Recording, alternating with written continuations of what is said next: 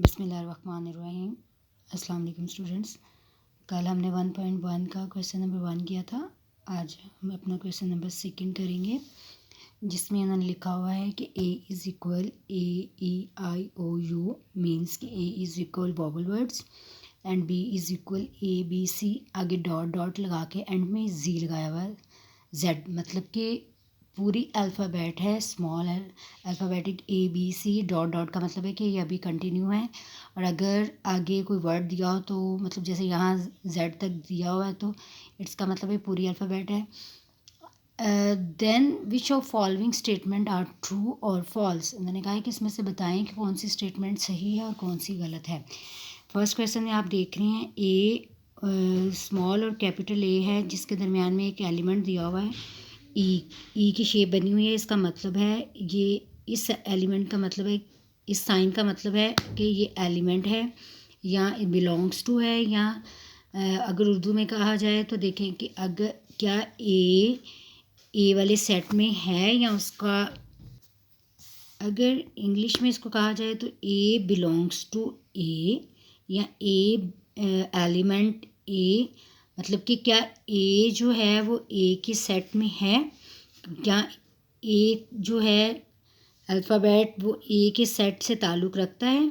तो आप अगर तो ठीक होगा तो आपने ट्रू का टी लगा देना, अगर फॉल्स होगा तो आपने एफ लगा देना। जैसे ए बिलोंग्स टू ए, हाँ जी। अब अगर आप ए वाले सेट में देखें तो ए है ना, इसका मतलब है कि ये ये ट्रू स्टेटमेंट है, सॉरी। आगे अगर क्वेश्चन नंबर 2 देखा जाए, बी बिलोंग्स टू ए या बी एलिमेंट ए, क्या बी जो है वो ए के सेट में है। अब आपने ए के सेट में चेक करना है कि क्या बी है, नहीं है।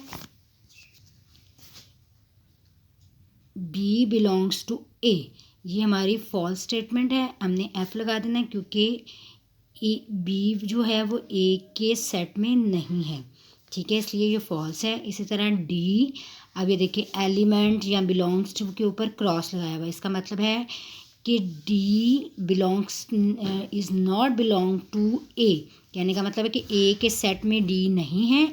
उन्होंने खुद ही हमें कहा है कि ए के सेट में डी नहीं है, इसलिए ये ट्रू है।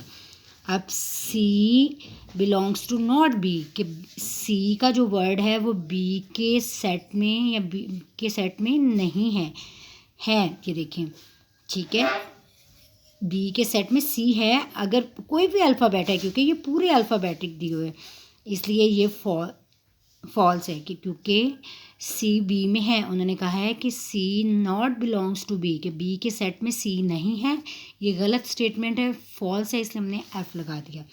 इसी तरह 5 वाली अगर आप देखो, ई बिलोंग्स टू बी, कि ई जो है वो बी के सेट में है या ई बिलोंग्स रखता है बी से। अब मैंने आपको पहले भी बताया और बार बार बता रही हूँ कि बी में सारे अल्फ़ाबेट हैं, इसका मतलब ये ट्रू है क्योंकि बी में आई भी होगा, अगर सारे अल्फ़ाबेट है तो आई भी होगा।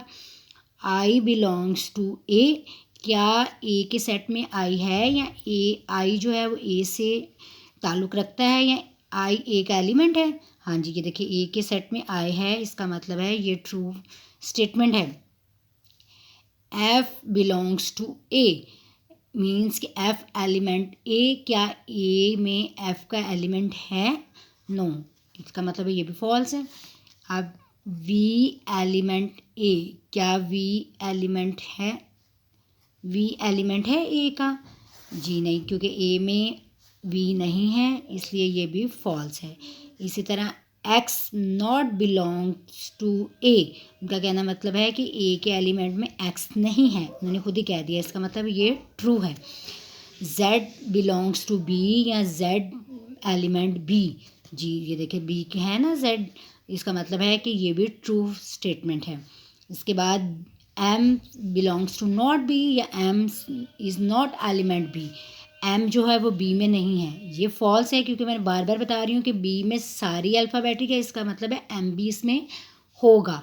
इसी तरह ए बिलोंग्स टू बी, कि ए एलिमेंट बी, क्या बी के सेट में ए है, जी ये ट्रू स्टेटमेंट है। क्वेश्चन इसमें आपको 2 साइन दिए हुए हैं, एलिमेंट और नॉट एलिमेंट या belongs to not belongs to, ठीक है, आपने देख लेना है कि कौन सा वर्ड अगर उसके साथ बिलोंग रख रहा है तो वो ट्रू है, अगर नहीं रख रहा है तो वो फॉल्स है। ठीक है, चलें जी, आज हम सिर्फ जस्ट एक ही क्वेश्चन करेंगे, फिर इंशाल्लाह हम कल थर्ड वाला करेंगे।